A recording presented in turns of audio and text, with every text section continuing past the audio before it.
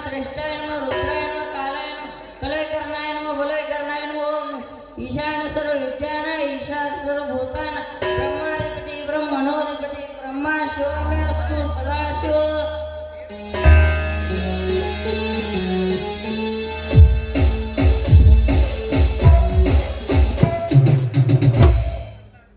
ಪೂಜಾರಿ ಪೂಜಾರಿ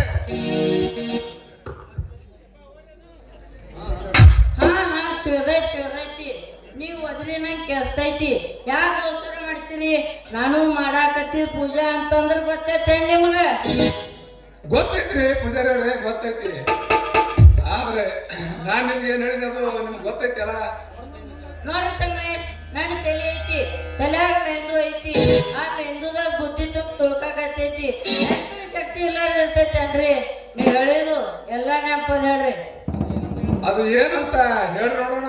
ನೀವ್ ಹೇಳಿದು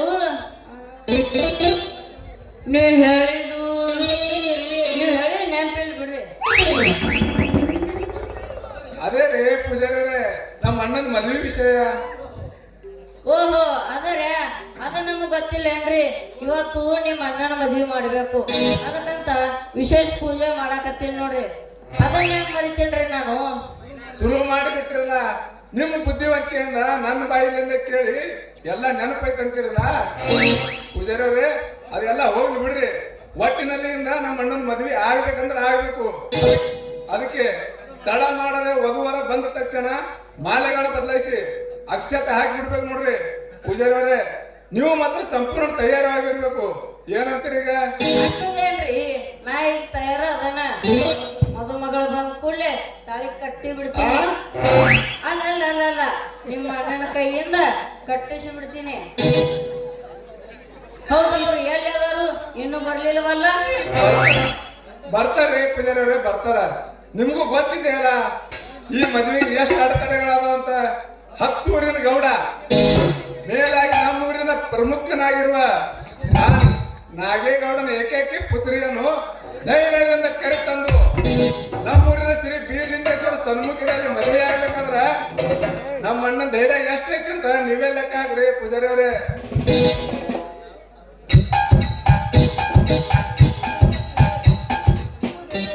ನಿಮಗ್ ಧೈರ್ಯ ಐತ್ರಿ, ಆದ್ರೆ ಈ ಮದ್ವಿ ಮಾಡ್ಸಿದಕ್ಕ ನನಗೆಲ್ಲಿ ಕೂತು ಬರ್ತೈತಿ ಅಂತ ಒಳಗೊಳ ಜೀವನ ಚಿಡ್ಬಿಡ್ಸಕತ್ತೈತಿ. ಹೆದರ್ಬೇಡ್ರಿ ಪೂಜಾರಿ ಅವರೇ, ನೀವೇನು ಈ ಊರಲ್ಲಿದ್ದು ಬಾಳೆ ಮಾಡ್ಬೇಕಾಗಿಲ್ಲ. 10 ಊರಿನ ಆಚೆಯಿಂದ ನಿಮ್ಮನೆ ಯಾಕೆ ಕರ್ಕೊಂಡು ಬಂದೇವಿ ನೋಡ್ರಿ. ಈ ಊರಾಗಿನ ಜನ ಆ ಗೌಡನ್ ದರ್ಪಕ್ಕೆ ಹೆದರ್ತಾರ. ಇಡೀ ಊರ್ ಜನರ ಬೆಂಬಲ ನಮ್ ಕಡೆಗೆ ಐತಿ. ಆದ್ರೂ ಸಹ ಈ ವಿಷಯದಲ್ಲಿ ಆ ಗೌಡನ್ ಎದುರು ಹಾಕಿಕೊಳ್ಳಲು ಯಾರೂ ತಯಾರಿಲ್ರಿ. ಅದಕ್ಕೆ ನಮ್ಮ ಊರಾಗಿನ ಹಿರಿಯರು 4 ಮಂದಿ ಬಂದು ನಿಮ್ಗೆಲ್ಲ ವಿಷಯ ತಿಳಿಸಿದಾರಲ್ಲ, ನೀವ್ ಯಾಕೆ ಹೆದರ್ತೀರಿ? ನೋಡ್ರಿ ಪೂಜಾರಿ ಅವರೇ, ಮದ್ವೆ ಮಾಡಿ ಮುಗಿಸಿ ನಿಮ್ ಊರಿಗೆ ಮೈಂದ್ರಿಗೆ ನೀವು ಹೋಗ್ಬಿಡ್ರಿ. ಮುಂದೇನ್ ಬರ್ತಲ್ಲ ನಾನು ನಮ್ಮ ಅಣ್ಣ ನೋಡ್ಕೊಳತ್ತೇವೆ. ಶ್ರೀ ಬೀರಲಿಂಗೇಶ್ವರ ಆಶೀರ್ವಾದ ನಮ್ಮ ಮೇಲಿದ್ರೆ ಸಾಕು. ಬರುವ ಅಡೆತಡೆಗಳ ದಿಟ್ಟತನದಿಂದ ಬುದ್ಧಿ ಗೆಲ್ಲುವ ಸಾಮರ್ಥ್ಯ ನಮ್ಮ ಇಬ್ಬರ ತೋಳದಲ್ಲಿದೆ.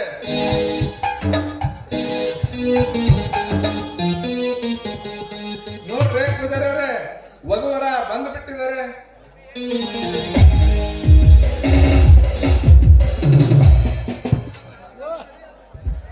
ಯಾಕಣ್ಣ ಇಷ್ಟೊಂದು ತಡ ಮಾಡಿದ್ಯಾ? ಬರುವಾಗ ಏನಾದ್ರು ಬೇಸರ? ಹೌದು ಸಂಗಮೇಶ,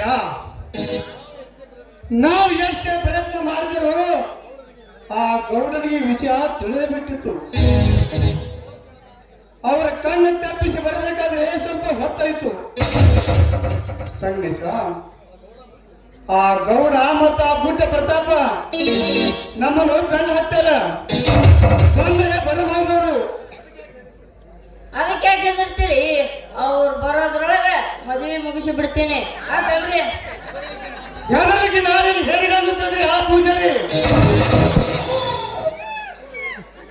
ಒಂದು ಬೇರೆ ನಾವು ಹೇಳಿಗಳಾದರೆ ಎಲ್ಲರಿಗೂ ಒಂದು ಕರೆ ಬಂದು ಓಡಿ ಹೋಗಿಬಿಡ್ತೇವೆ ಗೋರಕ್ಕ. ಅದನ್ನ ಬಿಟ್ಟು ಗಟ್ಟಿಯಾಗಿ ಧೈರ್ಯದಿಂದ ಈ ಮದುವೆಗೆ ಮುನ್ನಡೆದಿದ್ದೇನೆ ಪೂಜಾರಿ. ಅದಕ್ಕೆ ತಾನೇ ಬೆನ್ನ ಹತ್ತಿರ ಬೀಗನ್ನು ಧಿಕ್ಕರಿಸಿ ಅವರ ಕಣ್ಣೆದುರಿಗೆ ಇವಳನ್ನು ಕರೆದುಕೊಂಡು ಬಂದು ಜೋಪಾನವಾಗಿ ತಂದಿದ್ದಾರೆ ಪೂಜಾರಿ. ಬೇಗನೆ ಮದುವೆ ಮಾಡಿಬಿಟ್ರೆ ಸಾಕು. ಮುಂಬರುವ ಘಟನೆಗೆ ಕಂಕಣ ಬದ್ಧನಾಗಿ ನಾವು ಎದುರಿಸಕ್ಕೆಲ್ಲುವ ಗಂಡದೆ ನಮಗಿದೆ. ಬೇಗನೆ ಕಾರ್ಯ ಮುಗಿಸಿಬಿಡ ಪೂಜಾರಿ.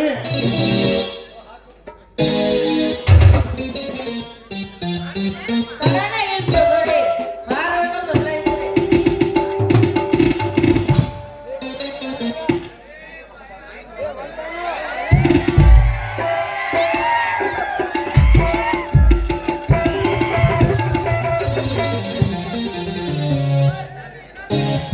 ಓಯ್, ಲಕ್ಷ್ಮಿಗಳಂತ ಬಂದವಲ್ರಿ? ಏನು ಮುಂದೆ ಕೂತಾರ ಅವ್ರಿಗೆ ಬಂದವಲ್ರಿ?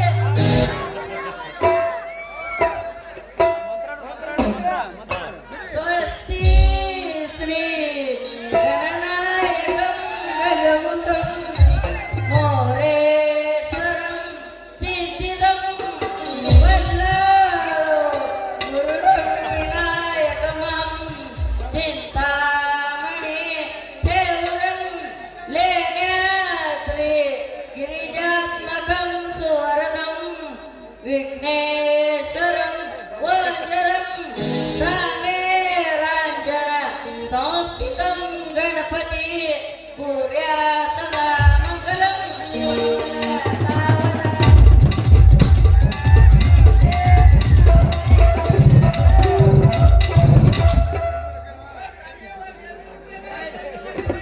ಈಗ ಮದುವೆ ಆಗ್ಯಾವ.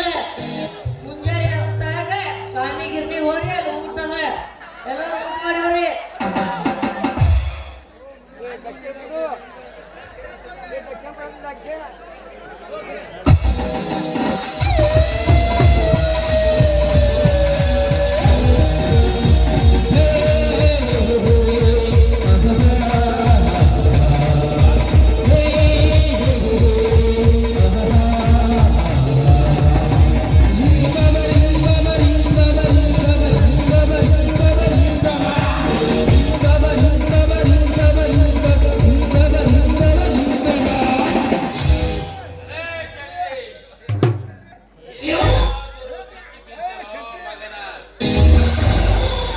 ಈ 10 ಊರನಾಗೆ ಗೌಡನ ಕಣ್ಣು ತಪ್ಪಿಸಿ ಒಂದು ತಗಣಿಗೆ ಕೂಡ ತಿರುವುದು ಸಾಧ್ಯವಿಲ್ಲ. ಅಂತರದಲ್ಲಿ ನೀನು ಯಾವ ಲೆಕ್ಕ?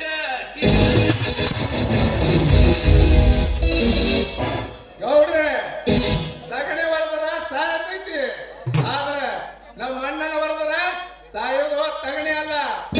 ಮರ್ಯಾಕ ಬಂದವ್ರ ಮೇಲೆ ಎರಗಿ ಸಾಯಿಸುವ ಸಾಹಸ ತುಂಬಿರುವ ಗಂಡಸರು.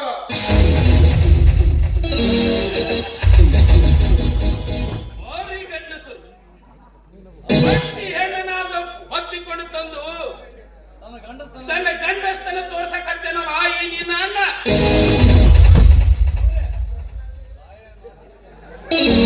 ಹೇ ಗೌಡರೇ, ಕಾಲಿನ ಮಾತಿಗೆ ಸ್ವಲ್ಪ ಮಿತಿ ಇರಲಿ. ಒಂದಾಗಿ ಹೆಣ್ಣು ನಾನನ್ನು ಓಡಿಸಿಕೊಂಡು ಬಂದು ಹೇಳಿನಲ್ಲ. ನಾನೇನು ನಿಮ್ಮ ಮಗಳನ್ನು ಎಳೆದುಕೊಂಡು ಬಂದಿಲ್ಲ. ಒಲಮೆಯಿಂದ ಕರೆದು ತಂದಿದ್ದೇನೆ.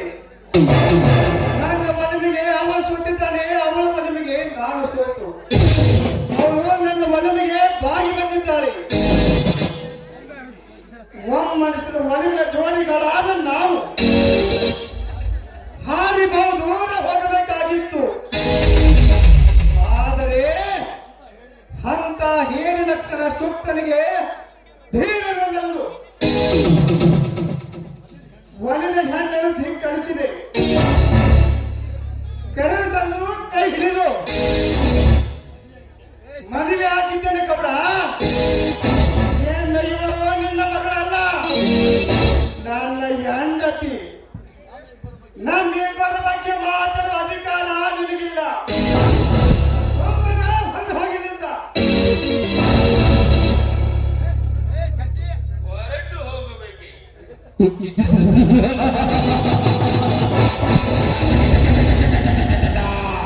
ಎಲೇ ಪ್ರತಾಪ್, ಈ 10 ಊರ ಒಡೆಯ ನಾಗೇಗೌಡನಿಗೆ ಒಬ್ಬ ಮಾಮೂಲಿ ಮನುಷ್ಯ ಮಾತಾಡಕತ್ತ.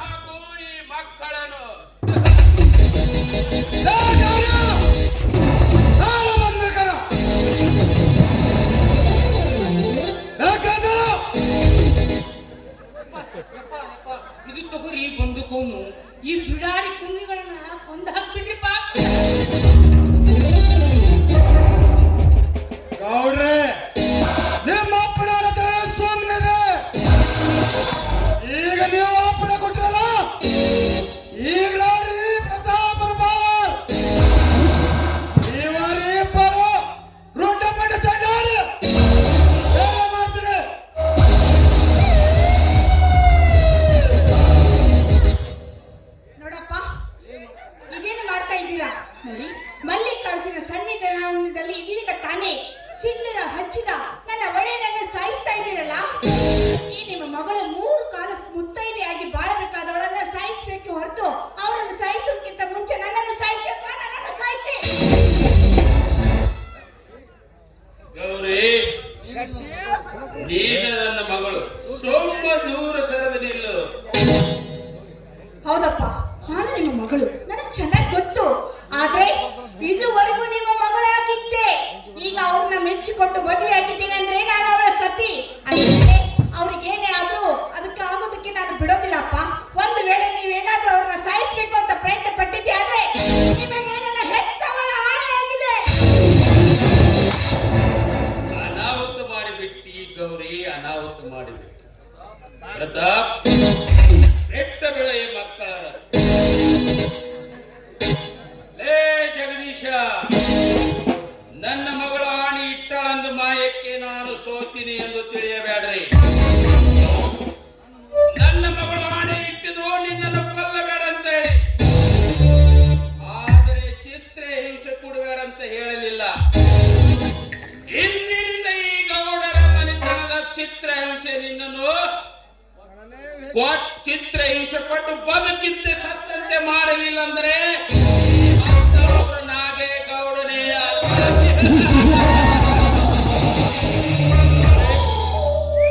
ಅವರೇ,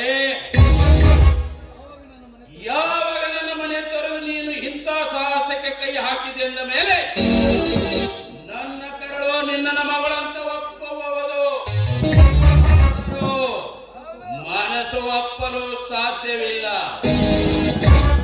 ಒಂದೊಂದು ಸಲ ಜಗ ಪ್ರಸಿದ್ಧ ಪಡೆದ ವಿಶ್ವೇಶ್ವರೇ ಹಾಕುವುದು ಪ್ಲಾನ ತಪ್ಪಾಗಬಹುದು, ಆದರೆ ಈ ನಾಗೇಗೌಡ ಹಾಕುವುದು ಪ್ಲಾನ ತಪ್ಪಾಗಲು ಸಾಧ್ಯವೇ ಇಲ್ಲ. ನೋಡು ಗೌರಿ, ನನ್ನ ಕಡು ವೈರಿಯಾದ ಇವನನ್ನು ಧಿಕ್ಕರಿಸಿ ನನ್ನ ಮನೆಗೆ ಬರುವಂಗ ಮಾಡಲಿಲ್ಲ ಅಂದ್ರೆ ನಾನು ನಿಮ್ಮಪ್ಪನೇ ಅಲ್ಲ.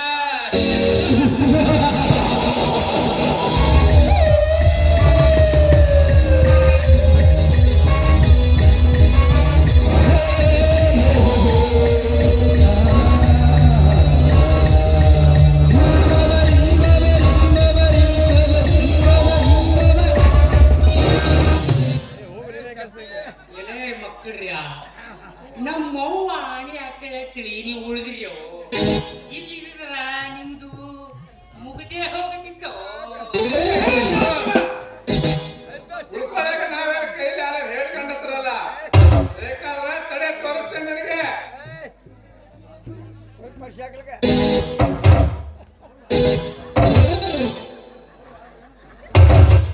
ನಾ ಗೌಡ್ ಹೋದ್ರೇನ್ರಿ ತಮ್ಮಗಳ ಗೌಡ್ರು ಇರ್ತಕ್ಕ ನೀವು ದರ್ಪ ಮಾಡ್ಬೇಕಾಗಿತ್ತು, ದರ್ಪ ಮಾಡ್ಬೇಕಾಗಿತ್ತು. ಅರೆ ತಮ್ಮಗಳ, ನಿಮ್ ಜೋಡಿ ನಂದು ಯಾವಾಗ ಮಾತಿರು, ಯಾವಾಗ ಮಾತು ನಾ ಇನ್ನು ಬರ್ತೀನ್ರಪ್ಪ. ನಾ ಬರ್ತೀನಿ.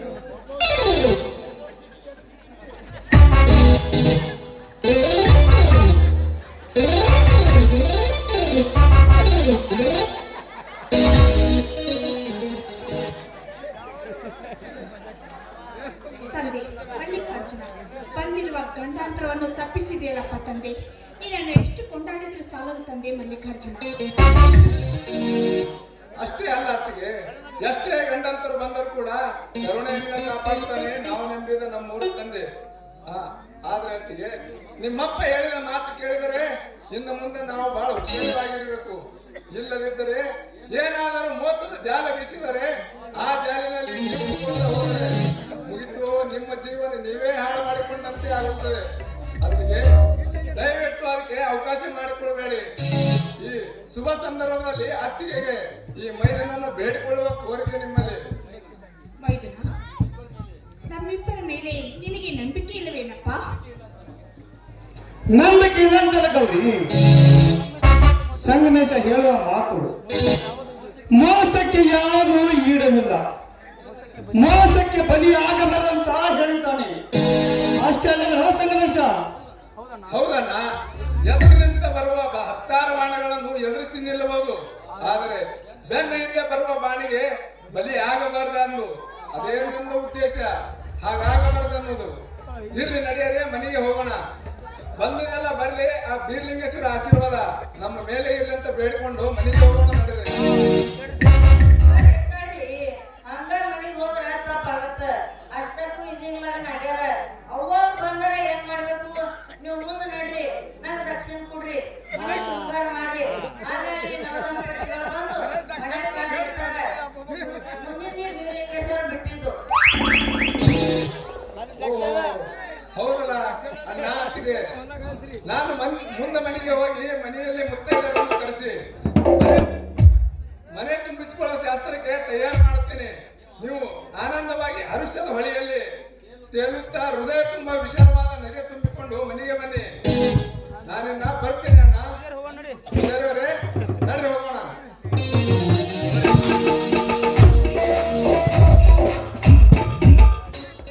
ಏನ್ರಿ ನಿಮ್ಮ ತಮ್ಮ ಅಂದ್ರೆ ನನ್ನ ಮೈದುನ ಹೋಗಬೇಕಾದ್ರೆ ಮೆಲ್ಲಗೆ ಏನೋ ಹೇಳಿ ಹೋದ್ನಲ್ಲ, ಏನದು?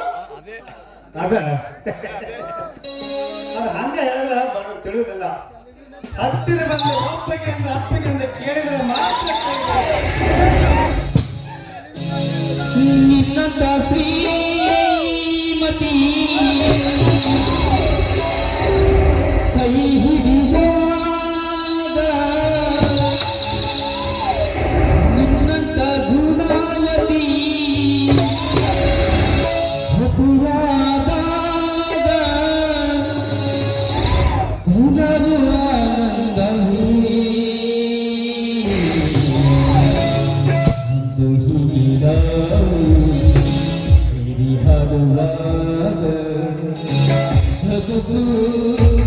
ಸ್ವರ್ಗವೇ.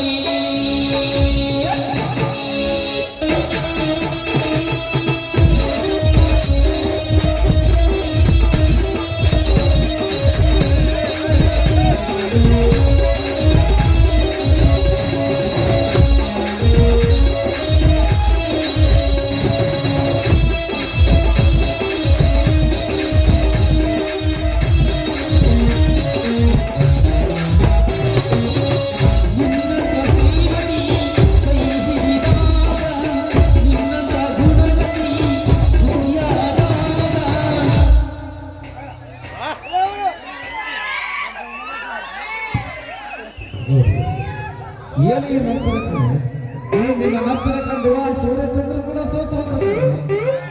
I love you, I love you. ಆನಂದವೇ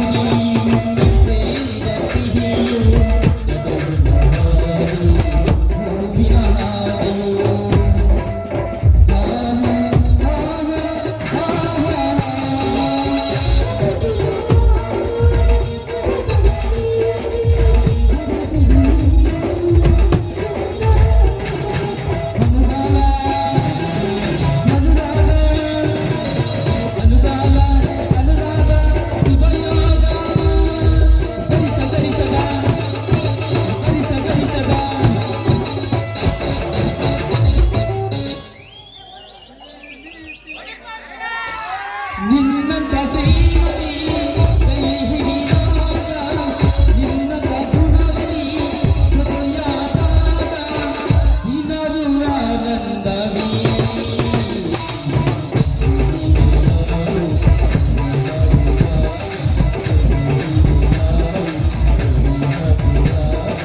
ಬದುಕು ಸ್ವರ್ಗವೇ.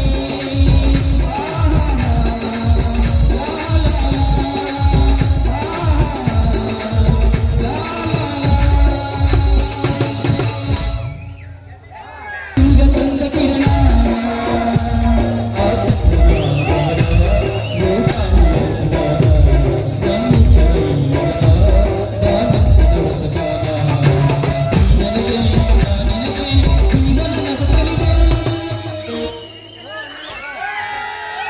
ನಿನ್ನಂತ ಶ್ರೀಮತಿ